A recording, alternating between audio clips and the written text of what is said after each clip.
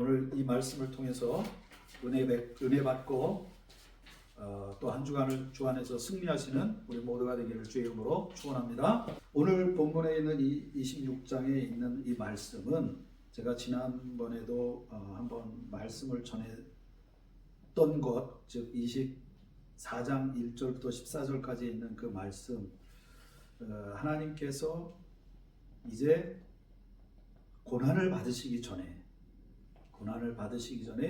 우리에게 여러 가지를 말씀하시고 우리에게 부탁을 하시는데, 그 중에 두 가지를 한번 골라 본 것입니다. 첫 번째는 미혹을 받지 않게 뭐라고요?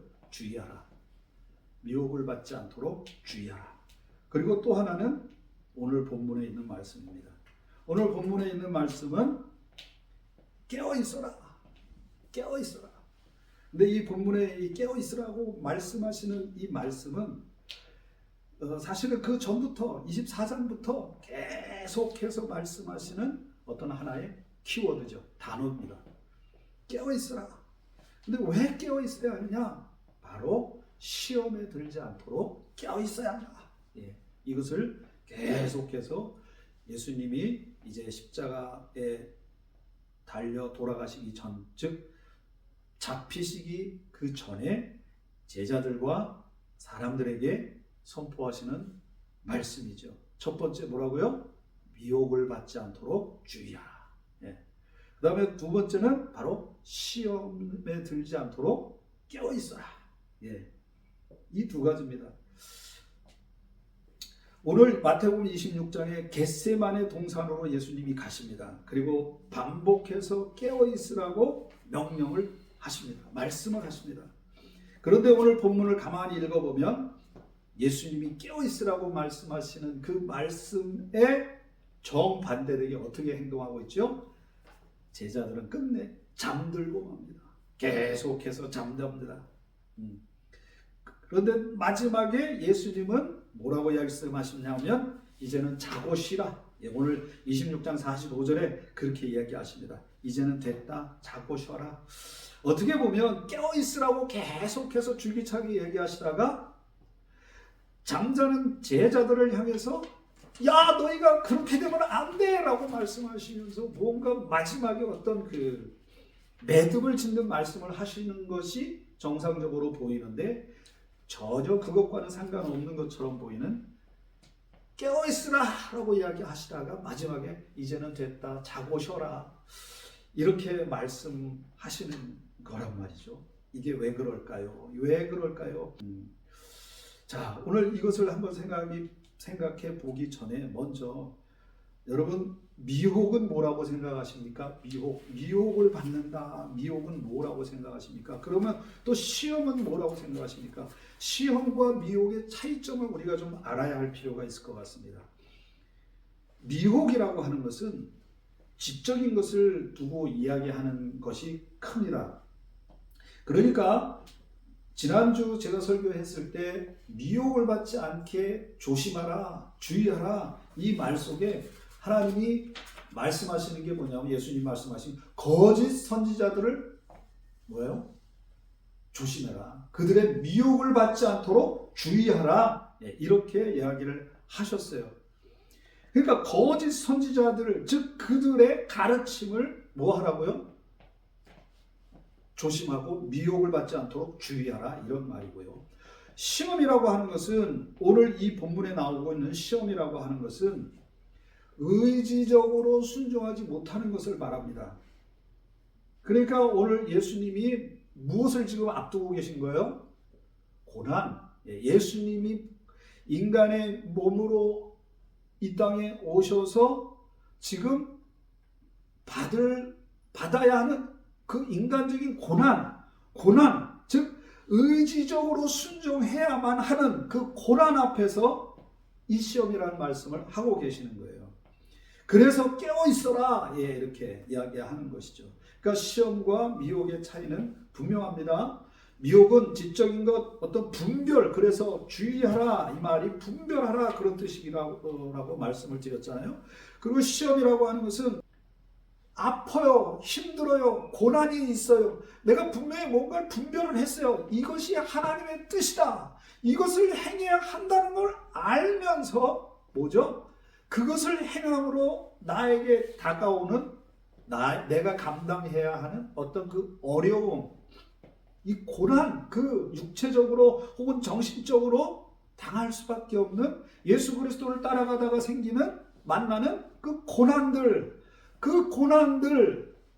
그것을 가르쳐서 시험이라고 이야기하는 것이다. 예, 이렇게 우리가 미혹과 시험의 두 가지를 구분해 볼 수 있습니다. 이렇게 예수님은 고난을 받기 전에, 즉 잡히셔서 십자가에 못 박혀 달려 돌아가시기 전에 지금 우리에게 뭐라고 말씀하시는 것이냐면 이 시험과 고난에 대한 미혹에 대해서 지금 우리에게 말씀하고 계시는 겁니다. 사랑하는 성도 여러분, 여러분은 미혹이나 시험이나 둘 중에 어느 것이 약합니까? 말씀을 읽는데 말씀의 의미를 제대로 파악하지 못해서 늘 자기 중심으로 하나님의 말씀을 파악해서 하나님은 이 방향을 가리키시는데 말씀은 이 방향을 가리키는데 나는 이 방향이 아니라 전혀 엉뚱한 방향으로 가고 있다면 우리는 늘 미혹을 받는 존재라는 것이고요. 내가 어쩌다가 하나님의 말씀, 즉 하나님이 가리키는 이 방향으로 가기를 원했는데 하나님의 뜻을 분별하고 이게 하나님이 제시하는 그 방향이구나, 이게 하나님 뜻이구나, 이걸 분명히 알았는데도 불구하고 뭐 하는 거예요? 시험을 받을 땐 그 방향으로 그 뜻을 따라 나아가지 못하는. 여러분은 어떤 것에 더 연약하십니까? 어떤 경우에도 하나님의 뜻에서 멀어지십니까? 저는 제 자신을 가만히 이 말씀을 두고 준비하면서 생각을 해봤어요. 미혹, 시험, 어떤 게 나는 더 연약할까? 근데 결론이 뭔지 아십니까? 두 개다. 참 하나님의 말씀을 열심히 묵상하고 분별한다고 하지만 참 그게 쉽지가 않은 것 같아요. 이 예까지 드리면 시간이 너무 많이 지나갈 것 같아서, 그러니까 전에는 이것이 맞다고 생각하고 그렇게 말도 하고 설교도 하고 했는데 어느 순간에 말씀을 더 깊이 파고 들어가 보면 이게 전혀 아닌 거예요. 엉뚱한 거예요. 오늘 이 본문에 있는 이 말씀, 여러분 시험에 들지 않게 뭐 하라고 그랬어요? 시험에 들지 않게 뭐라고 그랬죠? 어디가 몇 절이죠? 41절. 시험에 들지 않게 깨어 기도하라. 마음에는 원이로되 육신이 약하도다. 예. 이 말씀도 사실은 우리가 분별하지 못하면, 지적으로 이것을 하나님의 말씀을 제대로 분별하지 못하면 지 멋대로 해석해서, 그죠? 마음에는 원이로되 육신이 약하도다. 그래가지고 핑계거리로 오히려 자기를 두둔하고 자기를 그럴듯하게 변호하는 그런 말씀으로 될 수밖에 없기도 하고요. 참 우리가 제 자신에게도 이러한 것이 굉장히 많이 있더라고요. 시험은 저는 이 시험 중에서 제일 제 자신에게 반성하고 제 자신을 여러분에게 고백할 게 있다면 게으름이에요. 게으름. 정말 뻔히 알는데도 안 하는 경우, 해야 되는데 못하는 경우가 너무 많아요. 저는 저 같은 경우는 게으름이에요. 여러분은 어떤 게 시험을 통과하지 못하게 만드는 여러분의 인간적인 혹은 죄가 있습니까? 우리는 이렇게 늘 시험과 미혹을 받으면서 살아가고 있지요. 그런데 뭐라고 얘기하십니까? 지난번에 설교 말씀드린 것처럼 미혹을 받지 않게 주의하라. 그리고 그 주의하는 것을 계속 하는 가운데 끝까지 견디고 인내한 자는 무엇을 받는다고 그랬죠? 구원을 얻으리라. 구원을 받으리라 그랬어요. 근데 거기서 끝까지 견딘다고 하는 것을 제가 주의하라는 그 말씀과 함께 문법적으로 설명을 했습니다. 끝까지 주의하는 사람들, 그 사람들은 끝까지 견디는 사람이 된다. 끝까지 견뎌야 한다라고 하는 그런 어떤 지속성을 얘기하는 것이 아니라 주의하는 것을 끝까지 하는 사람들은 견디게 된다, 이런 뜻이 견디였다고 말씀을 드렸잖아요. 그래서 끝까지 견딘 사람들은 뭐 한다고요? 구원을 받는다. 근데 그 끝까지 견디기 위해서는 무엇이 필요하다? 미혹을 받을 때 분별하는 것, 즉 주의하는 게 필요하다. 근데 그 주의하는 건 뭐라고 그랬습니까? 하나님의 말씀 가운데 내가 뭐 하는 거예요? 늘 교제하는 거죠. 하나님의 말씀이 내 안에 살아있도록 역사하면 뭐가 된다는 거예요? 분별하게 되고, 그리고 그 분별을 통해서 내가 인내하는 것이 아니라 내 안에 들어오신 그 하나님의 말씀이 나를 견디도록 만든다. 그런 의미라고 했잖아요. 그래서 만들어서 어떻게 된다고요? 구원의 은혜를 내게 주신다. 예, 수동태. 주신다. 오늘 이 본문에 있는 말씀, 너희가 시험에 들지 않게 깨어있어 기도해야 한다. 마음에는 원이로되 육신이 약하도다. 지금 이렇게 이야기하고 계십니다. 근데 우리가 여기서 하나 분명하게 오늘 본문을 통해서 알아야 할 것이 하나 있습니다.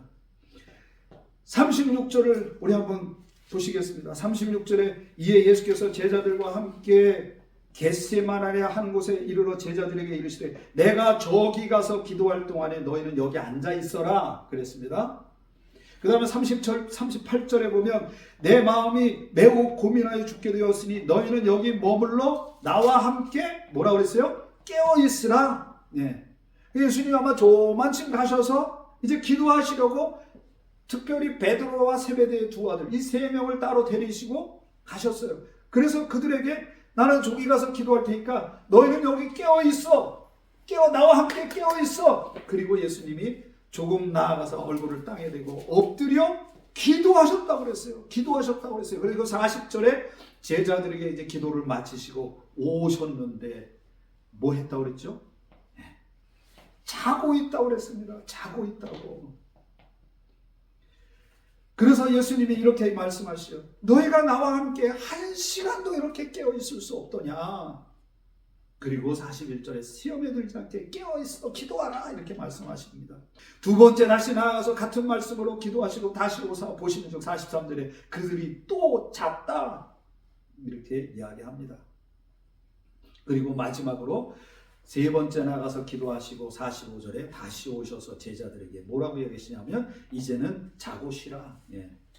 이건 무엇을 말하는 거냐면요. 이 명령에 반복되는 어떤 패턴을 이야기하는 것보다 마태복음이 이렇게 기록을 한 이유는 바로 실패가 반복되고 있다고 하는 것을 지금 보여주는 것입니다. 그래서 보수주의 신학자들은 이 장면을 단순한 훈계로 받아들일 것이 아니라 뭐라고 이야기하냐면 인간의 영적 무능력을 나타내는 계시의 사건으로 보아야 한다 이렇게 이야기하고 있습니다. 그래서 41절이 바로 이 말씀을 해석하는 열쇠다. 마음에는 원이로되 육신이 약하다. 이건 무슨 말입니까? 인간의 영적 무능력을 나타내는. 우리는 하고 싶다. 하기를 원한다. 하나님의 뜻대로 살고 싶다. 하나님의 뜻대로 살아가려고 노력을 한다. 그러나 뭐라고요? 결국은 실패하는 것이 인간이다. 그런 얘기를 하는 것입니다. 그래서 우리의 문제는 우리의 의지가 아니라 의지가 있고 없고의 문제가 아니라 뭐요? 우리 존재 자체가 그렇다는 것입니다. 제자들은 예수님이 너 여기 앉아서 나와 함께 좀 깨어 있어 그랬더니 작정하고 예수님 가세요. 그리고 그냥 잤던 게 아니라는 말이죠. 제자들은 혹 깨어 있으려고 했었던 것 같습니다. 그러나 뭐라고 하는 것이에요? 이 말씀은 그들이 깨어 있을 수 없었다. 예. 깨어 있을 수 없었다. 예. 사랑하는 성도 여러분, 이 본문의 의미는 분명합니다. 첫 번째로 뭐냐면 인간은 깨어 있을 수 없는 존재다라고 하는 것입니다. 세 번이나 실패하는 모습을 통해서 단순한 피곤함의 문제가 아니라 무엇이 문제라는 거예요? 시험 앞에서 인간은 자기 스스로를 보호할 수 없다. 시험 앞에서 인간은 무너질 수밖에 없는 존재다라고 하는 것을 지금 얘기하고 있는 것이죠. 인간은 약하다. 끊임없이 도움을 필요로 하는 존재다. 그것이 무엇이라고 하는 것이에요? 죄악에 빠진 상태라고 하는 것을 이야기하는 것이죠. 시험을 받지만 그 시험을 이길 수 없는 존재라고 하는 것을 바로 이 마태복음에 있는 이 말씀을 통해서 우리에게 선언하고 있는 것입니다. 여러분은 이 말씀에 동의하십니까? 여러분은 이 말씀이 정말 그렇다고 하는 것을 내 삶 깊은 곳에서 인정하며 그렇게 살아가고 계십니까? 너무 인간을 연약하게 본다고요? 너무 우리 자신을 스스로 비굴하게 만드는 것 같다고요? 그러나 그것이 아니라는 것입니다. 인간은 깨어 있을 수 없는 존재다. 인간은 끊임없이 무언가 도움을 받아야만 살아갈 수 있는 존재다라고 하는 것입니다. 그래서 인간은 스스로 혼자서 살아갈 수 있는 존재가 아니다. 이건 맞는 얘기예요. 그죠? 그러나 여기서 중요한 하나의 반전이 생깁니다. 뭡니까? 바로 예수 그리스도는 끝까지 깨어 계셨다고 하는 것입니다. 예수 그리스도는 제자들은 잠들었지만 예수 그리스도는 끝까지 우리를 위해 기도하셨다고 하는 것입니다. 이 말은 무엇을 뜻하느냐? 우리는 깨어있을 수 없는 존재다. 우리는 깨어있으려고 애를 쓰는 존재이지만 우리가 깨어있는 것의 완성은, 그래서 우리는 그 완성을 우리 스스로 이룰 수 있는 것이 아니라 누구로부터? 바로 예수 그리스도를 통해서 완성되어진다. 우리의 깨어있음의 완성은 내 자신에게 있는 것이 아니라 누구를 통해서?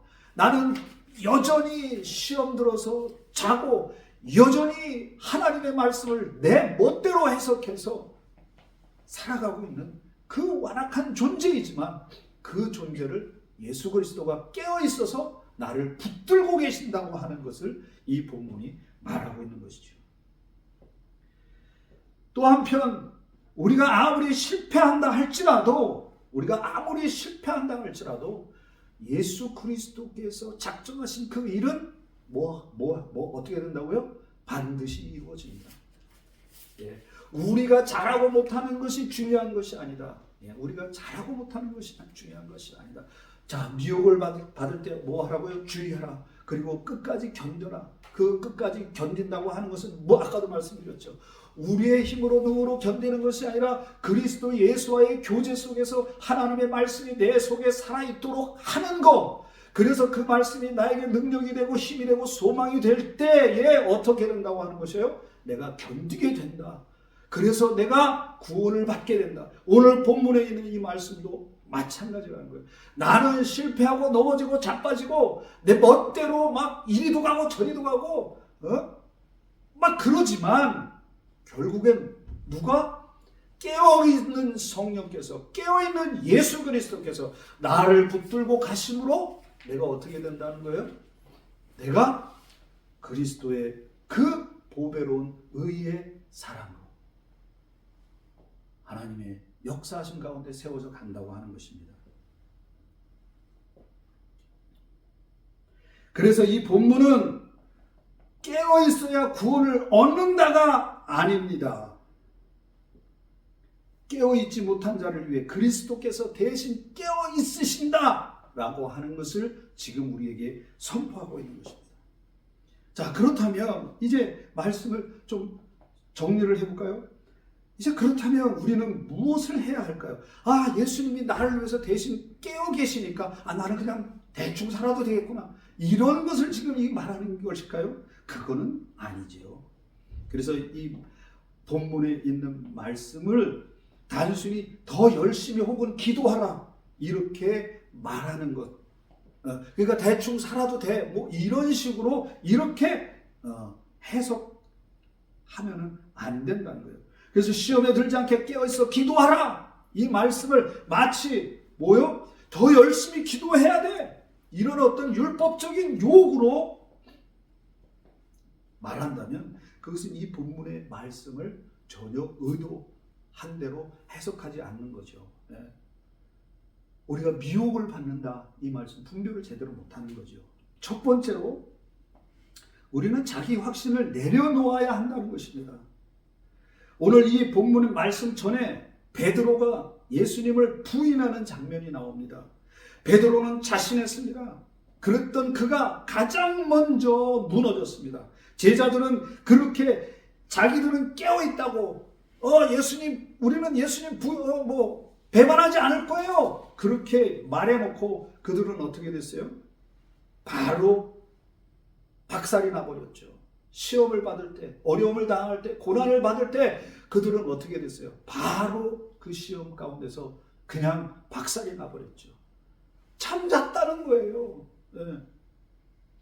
그래서 진정한 깨어있음이라고 하는 것은, 그래서 하나님이 너희는 깨어있어라고 하는 것을 계속 말하는 것은 바로 그 출발점은 나는 깨어있을 수 없는 존재다라고 하는 이 인식, 그것이 오늘 이 본문이 우리에게 말씀하시는 겁니다.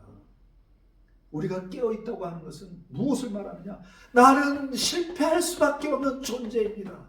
나는 넘어지고 자빠지고 실패할 수밖에 없는 존재이지만 주님이 나를 붙들어 주셔야만, 그래서 나를 주님이 붙들어 주셔야만 합니다 라고 하는 이 인식, 이것이 바로 자기 확신, 그 자기 확신을 내려놓는 것, 그런 것이죠.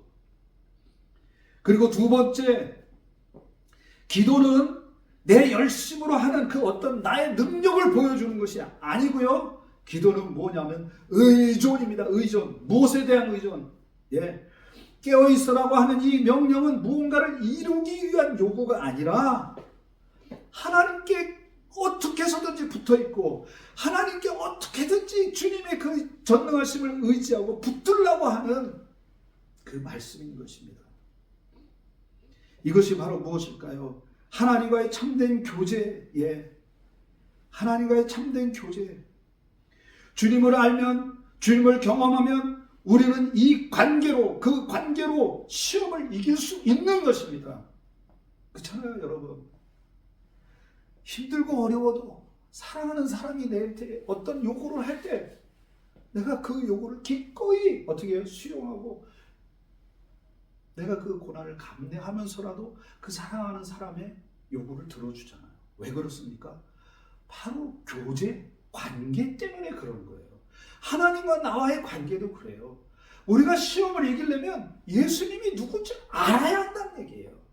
우리가 시험을 이기고 고난을 받을 때 그 시험과 고난을 이기려면 어떻게 해야 되느냐? 바로 하나님이 누구인지를 경험되어져야만 그렇게 할 수 있다는 거예요. 안 그러면 그렇게 안 된다는 거예요. 왜? 안 된다는 거예요. 그게 안 된다는 거예요. 우리는 내가 이기는 것이 아니라 내 안에 예수 그리스도가 나를 이기고 시험을 이기고 고난을 이기고 또 미혹을 이기도록 하신다는 거죠. 하나님을 모른 사울, 그 다음에 죄악 중에서도 하나님을 경험적으로 알았던 다윗, 이 두 사람의 차이가 바로 극명하게 지금 말씀드리는 이 내용들을 보여주는 예라고 이야기할 수 있을 겁니다. 사울은 끊임없이 하나님과의 교제보다 자기 자신을 앞세웠던 사람이에요. 그러니 하나님을 알 수가 없었지요. 그러나 다윗은 어땠어요? 힘들고 어렵고 고난 가운데서 심지어 죄악 가운데 있을지라도 어떻게 했어요? 경험적으로 그 하나님을 알아갔기 때문에 결국은 뭐 했다는 거예요? 깨어있어서 시험에 들지 않았다는 것이지요. 사랑하는 성도 여러분, 결국 우리의 소망은 이 본문을 통해서 이렇게 말할 수 있을 겁니다. 예수 그리스도다. 결국 우리의 소망은 예수 그리스도다. 우리는 깨어있지 못한다. 그러나 예수 그리스도가 깨어 계셨다. 우리는 실패한다. 그러나 예수 그리스도는 나를 위해 실패하지 않으신다. 심지어 우리가 기도한 것 때문에 오늘 말씀 시험에 들지 않게 깨어있어 기도하라 그랬더니 깨어있지 않기 위해 시험에 들지 않게 우리는 깨어있어서 기도해야 돼. 그리고 막 기도를 한들 여러분 그 소용없는 경우도 너무 많잖아요. 한 가지 그런 거 있잖아요. 새벽 예배 열심히 하고 집에 가다가 어떤 권사님이 남의 집 담장에 붙어있는 뭐 따갔다 오래요? 호박 따갔다 오랬잖아요. 그거 따가면 안 되는데 열심히 기도하고 열심히 말씀 봤는데 그런 일들이 일어난단 말이에요. 우리가 기도하는 것 그것 때문에 어떤 일들이 성취되는 것이 아닙니다. 오직 주의 은혜로 주님과의 관계 속에서 우리가 예수 그리스도를 알고 예수 그리스도가 누구인지를 알고 그 십자가를 위해 나를 위해 지신 그 은혜가 무엇인지를 알 때 바로 비로소 우리가 무엇하게 되는 거예요? 시험을 이길 수 있게 되는 거예요. 마음에는 원이로되 육신이 약하도다. 그래서 깨어있으라는 이 명령은 우리의 능력을 증명하기 위한 것이 아닙니다. 우리의 깨어있음은 우리의 결단이 아니라 뭐와요? 그리스도와의 연합으로 유지되는 은혜의 상태라고 하는 것을 말하는 것입니다. 말씀을 맺겠습니다. 31절부터 35절에 죽을지언정 배반하지 않겠다고 다짐했던 베드로와 다른 제자들. 그러나 38절 39절에 고민하고 슬퍼하시는 그 주님을 몰랐어요. 이들은. 왜? 관계가 없으니까. 여전히 자기들 생각으로 예수님을 따라갔습니까? 그래서 예수님은 함께 있기를 요청하셨지만 제자들은 결국 그 주님의 요청을 일부러 거부하지는 않았지만 거부한 것과 같이 되어버렸다는 것입니다. 원함은 우리에게 있지만 현실적으로 그 원함을 이루는 일에는 우리 인간은 실패할 수밖에 없는 존재임을 말씀하고 있는 것입니다. 그러나 주님은 원하지 않으셨지만 그 고난을 원하지 않으셨지만 인간적인 모습이지요. 그러나 하나님의 뜻을 따라서 순종함으로 궁극적으로 우리의 구원을 완성하셨습니다. 사랑하는 성도 여러분, 오늘 제가 주보에 그렇게 적었습니다. 이 예수님만 오직 나의 힘이요 나의 기쁨으로 우리는 여기고 살아가고 있습니까? 이 믿음의 고백으로 오늘도 우리가 살아갈 소망과 힘을 얻고 있습니까? 주님이 내 앞서 가주시니 나는 믿음으로 지금도 감사하고 그 주님을 따라가고 있습니까? 이 말씀을 전하면서 이 질문을 우리 자신에게 한번 해보기를 원합니다. 그래서 주님과 나와의 관계가 그냥 서먹서먹하고 주님은 주님, 나는 나 이런 어떤 관계가 아니라 그래서 미혹이 오고 시험이 올 때 하나님이 무엇을 원하시는지 예수 그리스도의 뜻이 무엇인지 몰라서 내 뜻대로 내 방법대로 그리고 조금만 어쩌다가 고난이 하나님 뜻을 발견했다 치더라도 하나님이 누군지 이 관계가 없기 때문에 그냥 내 멋대로 그 고난 피해서 내 원하는 대로 살아가서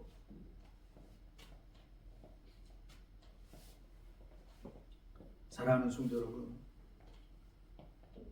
주님과의 교제 속으로 날마다 우리가 나아가기를 주 이름으로 축원합니다. 그리고 그 주님과의 교제가 우리 안에 풍성해서 그 주님의 뜻을 따라 늘 순종하며 살아가는, 아니 순종케 하시는 그 은혜를 누리며 살아가는 저와 여러분 모두가 되기를 주의 이름으로 축원합니다.